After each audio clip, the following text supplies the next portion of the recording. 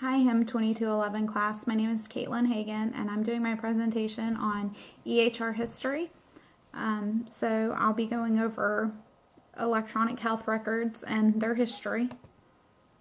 My format is as follows. First, we'll be going over what is an EHR. Then we will discuss who developed the first EHRs. Where does EHR fit into the HIM profession? Why was an EHR created, and when was the EHR created? So first and foremost, what is an EHR? An EHR is an electronic health record, and that is basically the electronic version of a patient medical record. It connects providers, it connects the providers, and it makes patient care easier and more efficient, because everybody has, the physicians all have access to the same information on the computer without having to deal with paper records. And not only is it where the data is stored, but it is also what can be done with that data. As in, we can send it to other physicians, things aren't getting lost. It automatically links up to certain registries, such as the cancer registries, and it makes the communication part of healthcare that much easier, which, if you work in healthcare, you know how important communication in the field is. As a CNA, I feel like that's one of the top things that I would be lost without having access to my patients' files, because that's how we get our daily updates. Who developed the EHR?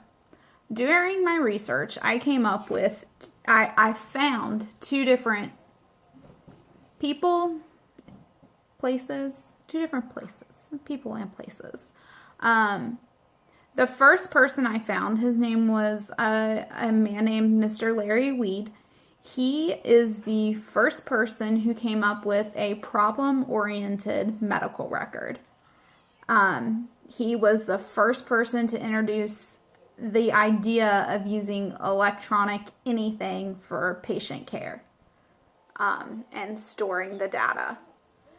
And then I found that a place called Regenstrife Institute is a company who came up with the first fully electronic medical record.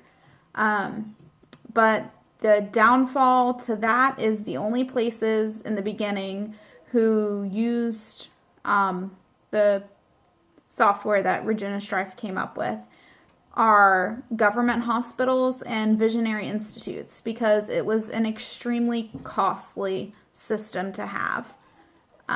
So your ordinary physicians just couldn't afford to be a part of it. And where does EHR fit into the HIM profession? To me, to answer this question, I needed to define exactly what HIM stands for. And I mean, we all know HIM stands for Health Information Management, but I wanted to dig deeper into that definition. And according to the HIMA website, HIM is the practice of acquiring, analyzing, and protecting digital and traditional medical information vital to providing quality care.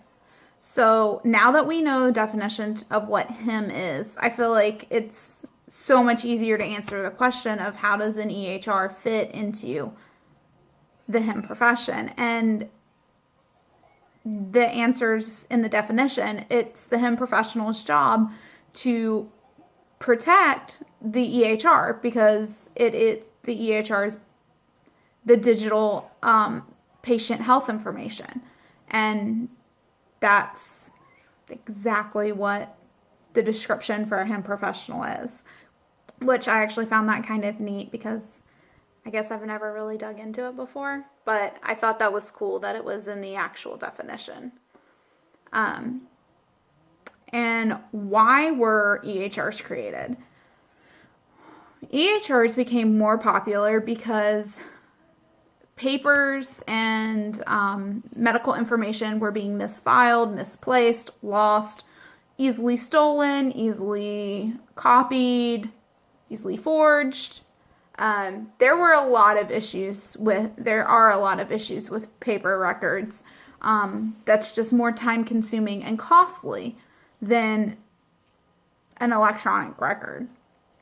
And I also found it interesting that paper records made it harder for physicians to be able to communicate with one another because it was a lot of work and more steps included to fax over a patient's medical record than it is to simply touch a button and send an email or what have you. The electronic records are all connected.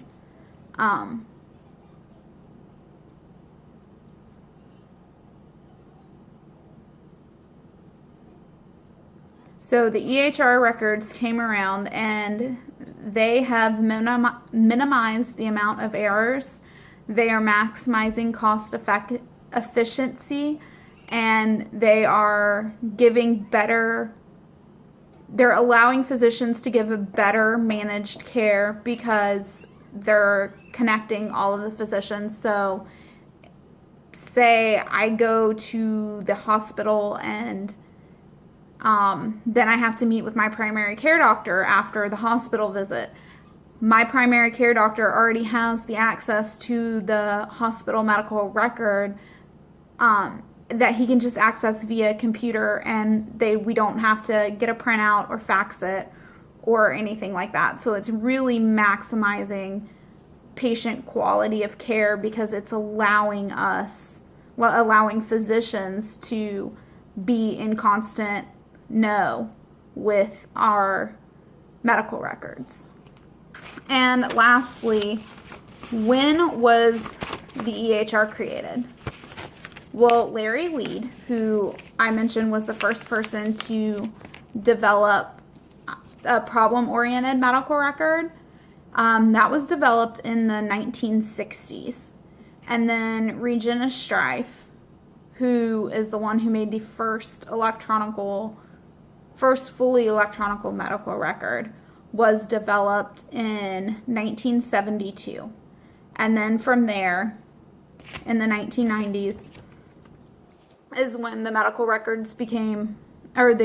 medical records became more popular with the birth of the internet and personal computers that were cheaper, and it was more cost effective, where more doctors and physicians are now using the electronic health records. So to review everything,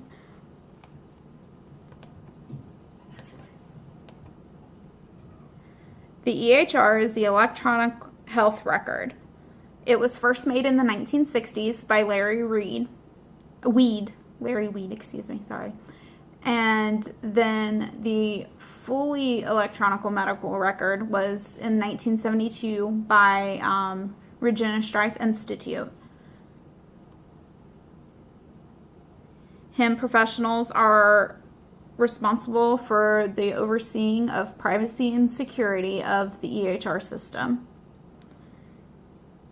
And the EHRs were created to cut down on mistakes and mishaps and misfiles, and to make life just a little bit easier for the people who are doing the health information, doing the health work, to maximize efficiency. Sorry about that. To maximize cost efficiency and patient care by providing better physician communication. I hope you guys learned something about the electronic health record history. I know I learned a lot while I did this presentation. Thanks.